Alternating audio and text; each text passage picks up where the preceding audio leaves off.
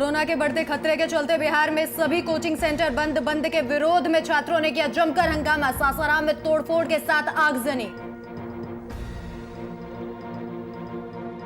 मधुबनी हत्याकांड के विरोध में सड़क जाम। आक्रोशित ग्रामीणों ने लगाए सरकार विरोधी नारे। सूचना मिलने पर पुलिस बल ने हटवाया जाम।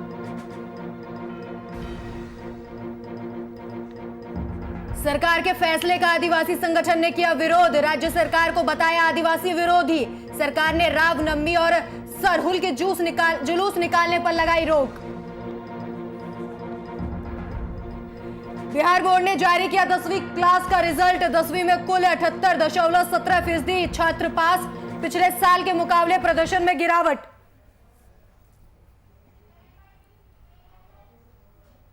नमस्कार, आप देख रहे हैं वीआईपी न्यूज और मैं हूं आपके साथ राखी लांबा। बिहार में कोरोना के बढ़ते मामलों के बीच कोचिंग सेंटर बंद कराए जाने से स्टूडेंट नाराज हैं।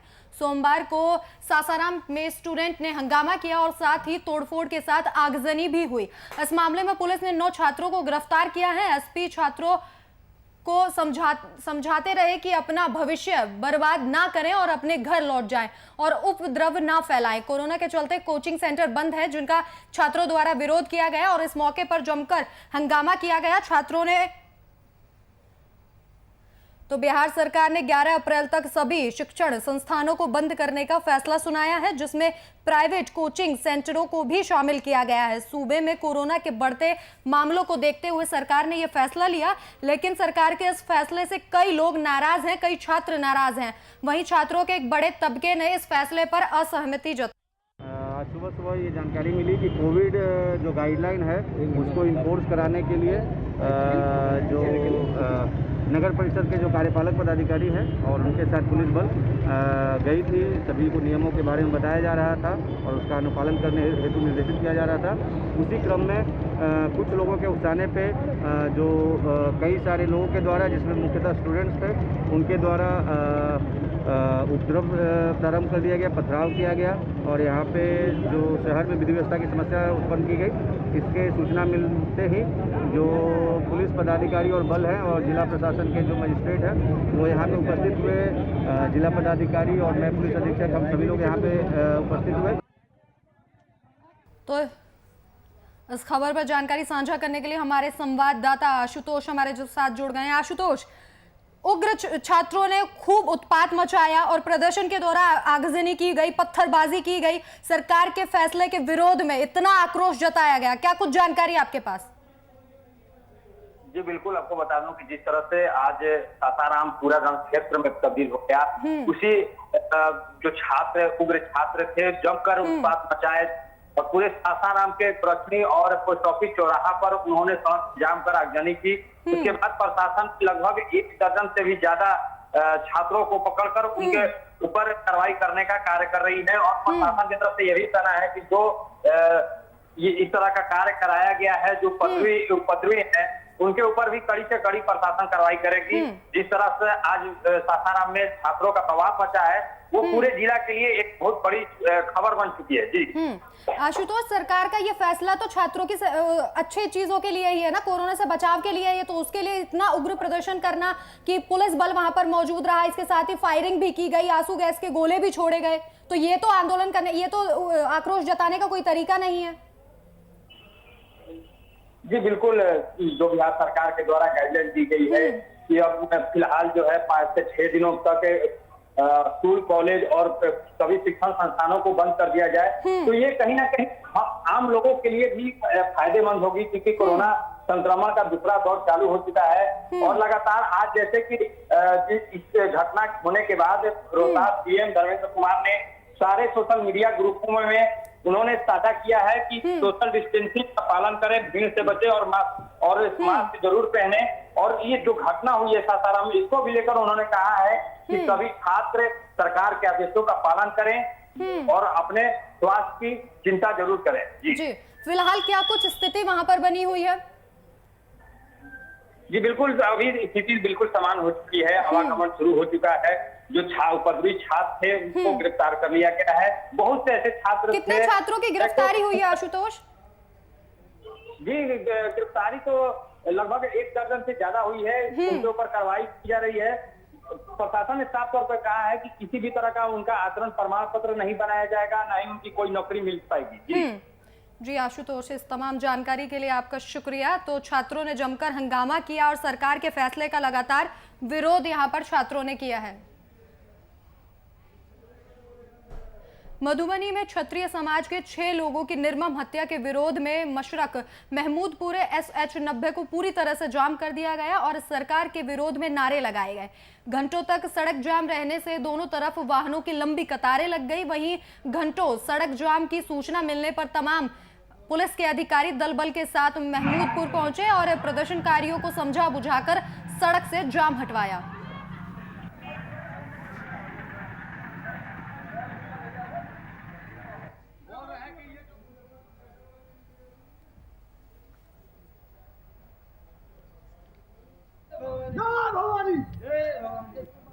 छह हत्या हुई है राजपूतों का मधुबनी में, उसी कारण हम लोग यहाँ पर बंदी करवाए हैं। अभी अभी हमारे मशक थाना के इंस्पेक्टर साहब आए हैं और बड़ा बाबू आए हैं। इन्हीं की विनती और आवेदन के बाद हम लोग ये जो बंदी है उसको समाप्त कर रहे हैं। यदि 4 से 5 दिन में सरकार और पुलिस प्रशासन इस पर एक्शन नहीं लेगी तो इससे भी बड़ा आंदोलन और बड़ा कार्य होगा। इसका जिम्मेदारी प्रशासन और सरकार होगी।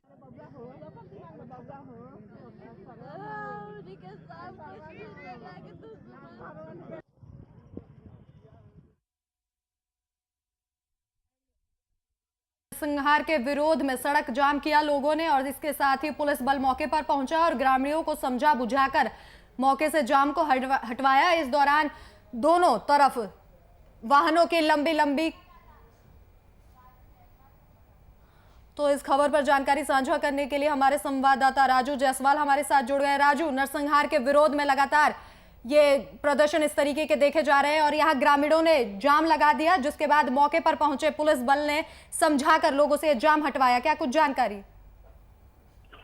मधुबनी में जो क्षत्रिय समाज के जो 6 लोगों की निर्मम हत्या हुई थी उसी के विरोध में मशरक मोहम्मदपुर SS 90 पर कनकोदरिया गोलंबर के समीप इन लोगों ने जाम किया था। और जाम का कारण यह था कि इतनी लंबी कतार लगी थी कि जो लोग कहीं सफर करके आ रहे थे वो प्यासे भूखे के मारे तरफ रहे थे।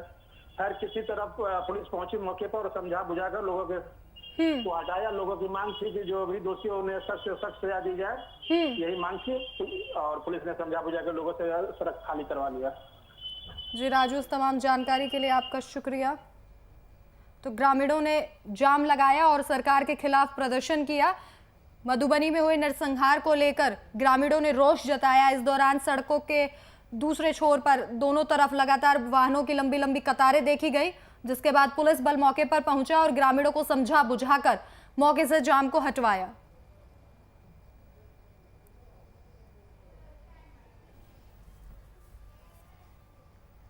बिहार बोर्ड ने आज 10वीं क्लास के रिजल्ट की घोषणा कर दी है। बिहार बोर्ड 10वीं में कुल 78.17% छात्र पास हुए हैं। रिजल्ट की घोषणा के साथ ही 16.84 लाख छात्रों का इंतजार भी खत्म हो गया। पिछले साल के मुकाबले प्रदर्शन में इस बार बड़ी गिरावट देखी गई है। दरअसल पिछले साल स्टूडेंट 80% 59% स्टूडेंट्स पास हुए थे। इस साल कुल 78.17% स्टूडेंट्स पास हुए हैं। बिहार बोर्ड ने 10वीं क्लास का रिजल्ट जारी कर दिया है और 10वीं क्लास में कुल 78.17% स्टूडेंट इस बार पास हुए हैं। हालांकि पिछले साल के मुकाबले प्रदर्शन में इस बार गिरावट देखी गई है।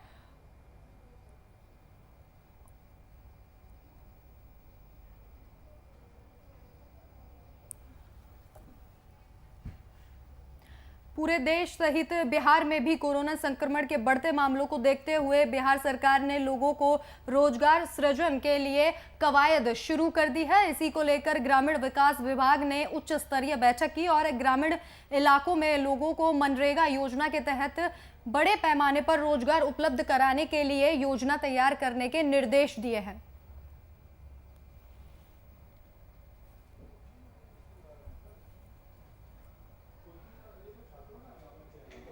को काफ़ी तेज़ी से चलाना है। पुनः कोरोना का तांडव बढ़ रहा है, प्रकोप बढ़ रहा है।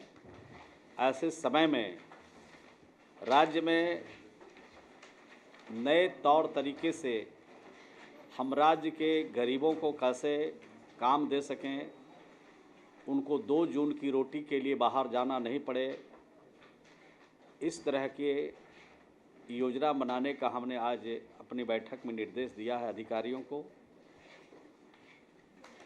और जैसा कि आपको मालूम है कि कोरोना काल में भी हम लोगों ने मनरेगा के जरिए 21 लाख श्रमिकों को एक दिन में काम दिया था।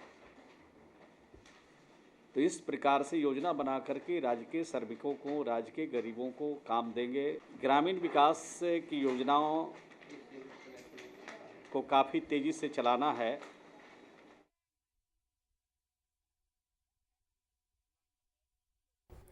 कोरोना संक्रमण के रोकथाम के लिए सरकार ने इस साल भी रामनवमी और सरहुल का जुलूस निकालने पर रोक लगा दी है। हालांकि सरकार के इस फैसले का राज्य में चौतरफा विरोध शुरू हो चुका है। सरकार के फैसले के खिलाफ आदिवासी संगठन द्वारा रांची के तेतर टोली में प्रेस वार्ता का आयोजन किया गया और सरकार के फैसले पर विरोध जताया गया। इस मौके पर आदिवासी संगठन मौजूद रहे और आदिवासी संगठन से जुड़े डॉक्टर कर्मा उरांव ने राज्य सरकार को आदिवासी विरोधी बताया और सरकार से फैसला वापस लेने की मांग की।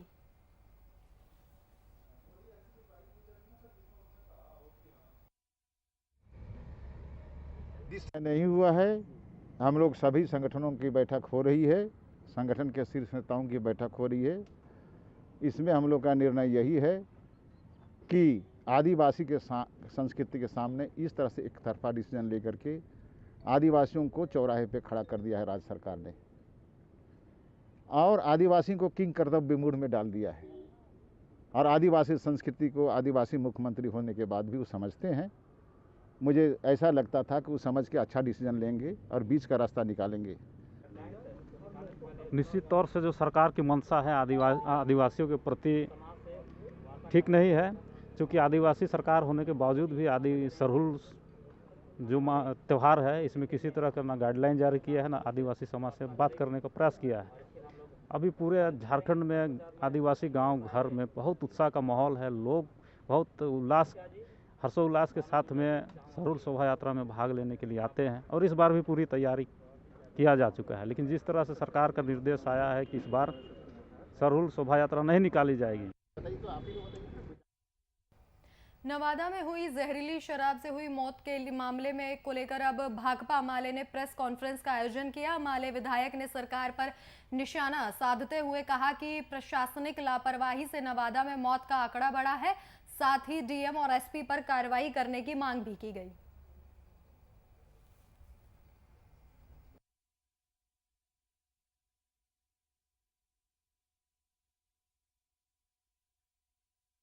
भाकपा माले ने प्रेस कॉन्फ्रेंस का आयोजन किया और इस दौरान जहरीली शराब को लेकर सरकार पर हमला बोला। दूसरा उसका नेतृत्व एक तो मैं कर रहा था, रामबली सिंह यादव घोसी से विधायक। दूसरा हमारे साथ रामाधार सिंह अखिल भारतीय किसान महासभा के राज्य सचिव हैं। साथ में इनकलाबी नौजवान सभा के नवादा के नेता हैं भोला राम जी। नवादा के पार्टी के सेक्रेटरी हैं नागेंद्र शर्मा। यपवा के नेत्री हैं सुदामा देवी और इसके अलावा स्थानीय स्तर पर कार्यकर्ता हमारे थे। भाकपा माले ने प्रेस कॉन्फ्रेंस की और सरकार पर निशाना साधा। लगातार नवादा में हो रही जहरीली शराब से मौत को लेकर प्रेस कॉन्फ्रेंस का आयोजन किया गया। इसके साथ ही यहाँ कहा गया कि पुलिस पर भी कार्रवाई की जाए लापरवाही बरतने के मामले में। तो भाकपा माले ने यहाँ प्रेस कॉन्फ्रेंस की पटना में और सरकार पर हमला बोलते हुए एसपी और अन्य पुलिस कर्मियों पर लापरवाही के चलते कार्रवाई करने का भी मांग की।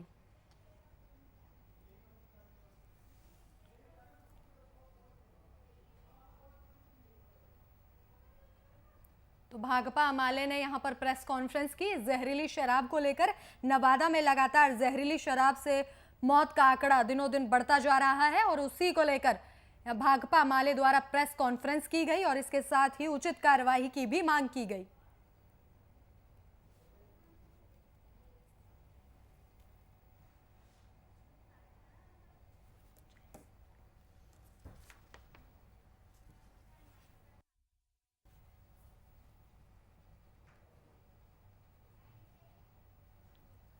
बीते शनिवार को छत्तीसगढ़ के बीजापुर जिला के टेकुलगुड़ा गांव के पास नक्सलियों के साथ मुठभेड़ में 22 जवान शहीद हो गए। शहीद हुए जवानों की आत्मा की शांति के लिए जमुई जिले के केंद्रीय रिजर्व पुलिस बल 215 बटालियन के द्वारा एक शोक सभा कार्यक्रम का आयोजन किया गया, जिसमें 215 बटालियन के सभी अधिकारी और जवान इकट्ठा होकर शहीद वीर जवानों के प्रति शोक प्रकट करते हुए 2 मिनट का मौन धारण कर भावभीनी श्रद्धांजलि अर्पित की। बड़ी दुख की घटना है।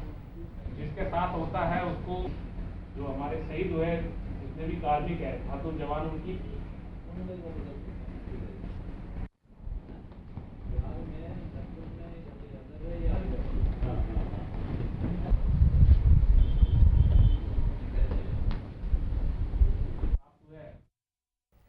लातेहार जिले में एक निजी अखबार के 2 पत्रकार के द्वारा सरकारी योजना के नाम पर अवैध वसूली करने का मामला सामने आया है। मामला जिले के मनिका ब्लॉक का है, जहां पत्रकार पीएम आवास के लाभुकों को धमकाकर पैसे वसूल रहा था। इस दौरान लोगों ने मनिका थाना में पत्रकार के खिलाफ मामला दर्ज कराया है।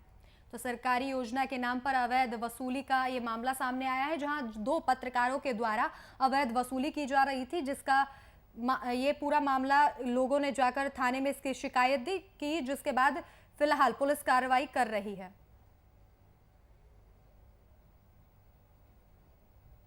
ग्रामीणों की तरफ से आवेदन दिया गया था कि नीतीश भारती और डिम्पल राजा जो है वो जो अनियमितता है उसको लेके वो लोग आए थे, मतलब पैसा मांग कर रहे थे कि ये गलत बन रहा है और हमको 10,000 8,000 रुपये चाहिए, ऐसे करके। तो ग्रामीणों की तरफ से आवेदन दिया गया था।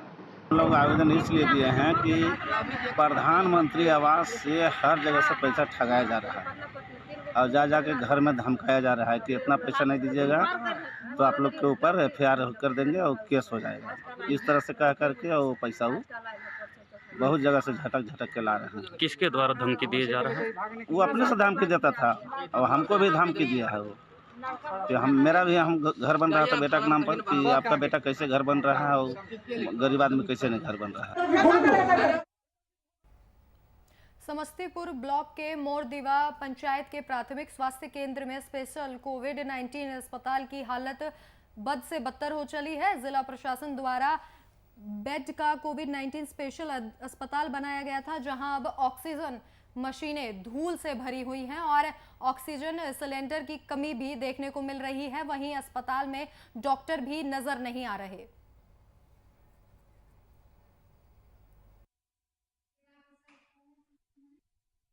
यहाँ पर बेड भी अवेलेबल है, ऑक्सीजन की व्यवस्था है, सैचुरेशन वगैरह मेंटेन करने के लिए भी सैचुरेशन मशीन है और भी जो इमरजेंसी ड्रग होते हैं वो भी यहाँ अवेलेबल है। यहाँ पर स्टाफ भी लोग, डॉक्टर लोग अवेलेबल है।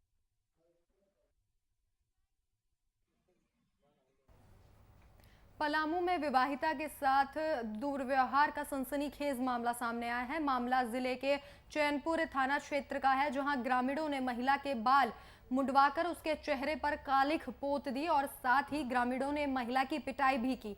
घटना की जानकारी मिलने के बाद चैनपुर पुलिस ने मौके पर पहुंचकर महिला को अपने कब्जे में लिया। जानकारी के अनुसार महिला घर से भागकर अपने प्रेमी के साथ जीवन यापन कर रही थी। इस बात की भनक लगने के बाद ग्रामीणों ने महिला के साथ ये बदसलूकी की और महिला के ससुराल वालों ने ग्रामीणों के साथ मिलकर महिला के साथ दुर्व्यवहार किया।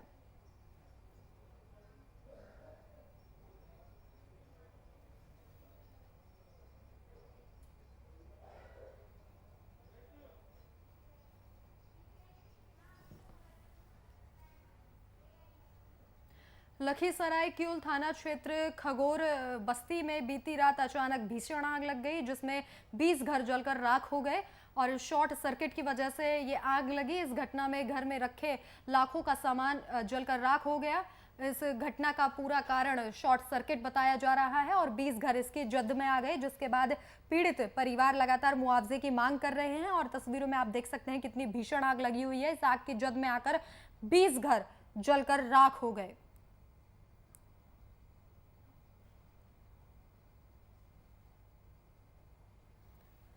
लखीसराय शॉर्ट के कारण से आग लग गया, 12 बजे के बीच में लग गया है और घर में मेरा शादी वाला टोटली सामान था और टोटली जल गया। टोटली सामान जल गया, 101 चम्मच नहीं बचा, देह का एक बस्तर नहीं बचा है। ये दुपट्टा भी है तो दूसरा ही का है।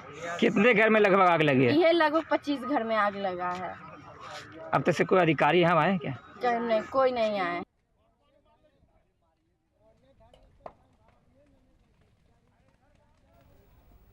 तो रांची के बरियातू हाउसिंग कॉलोनी के पास एक बड़ा हादसा होते होते टल गया। दरअसल कॉलोनी में एक अनियंत्रित कार सड़क किनारे खड़े बच्चों और महिलाओं को चपेट में ले लिया। हालांकि इस घटना में किसी के हताहत होने की खबर सामने नहीं आई है। ये पूरा हादसा दुकान में लगे सीसीटीवी में कैद हो गया।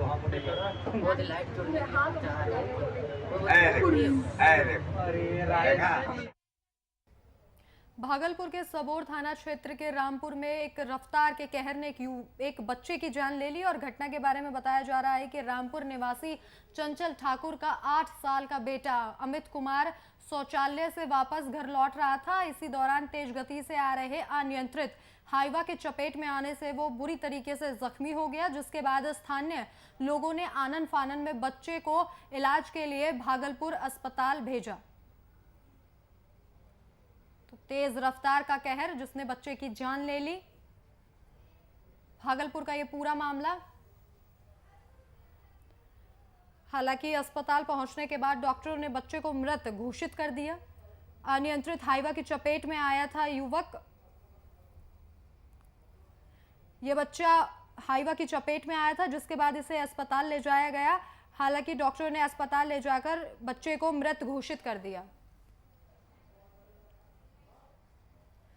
कोरोना के दूसरे स्ट्रेन के बढ़ते प्रभाव को देखते हुए भागलपुर के स्टेशन चौक, कचहरी सहित विभिन्न चौक चौराहों पर सघन मास्क चेकिंग अभियान चलाया गया, जिसके जिले के उप निर्वाचन पद अधिकारी श्वेता कुमारी के नेतृत्व में चलाए गए मास्क चेकिंग अभियान के दौरान मास्क नहीं पहनने वाले दर्जनों लोगों से प्रति व्यक्ति 50 रुपए का चालान काटा गया।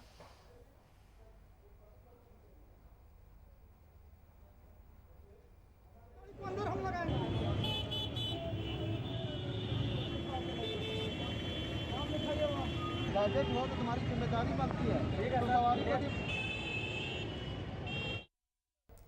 कोरोना के बढ़ते खतरे को देखते हुए शेखपुरा नगर परिषद गेट के पास सोमवार को नगर परिषद कर्मियों के द्वारा रोको टोको अभियान चलाया गया। इस दौरान बिना मास्क पहनकर घूम रहे लोगों से जुर्माना भी वसूला गया, जहां चांदनी चौक से लेकर दल्लू चौक तक वाहन चालकों और बिना मास्क के घूम रहे लोगों के बीच हड़कंप मच गया।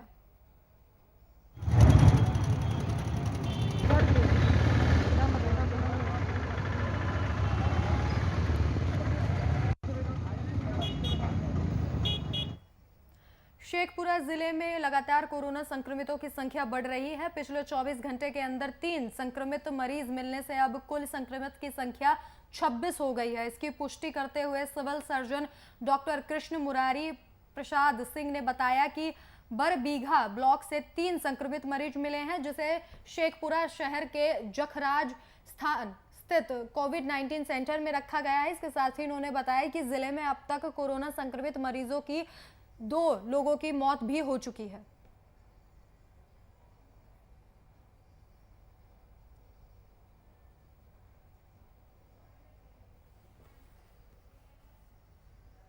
तो फिलहाल इस वक्त के बुलेटिन में मेरे साथ इतना ही। देश और दुनिया की तमाम बड़ी खबरों के लिए देखते रहिए VIP न्यूज़। नमस्कार। है।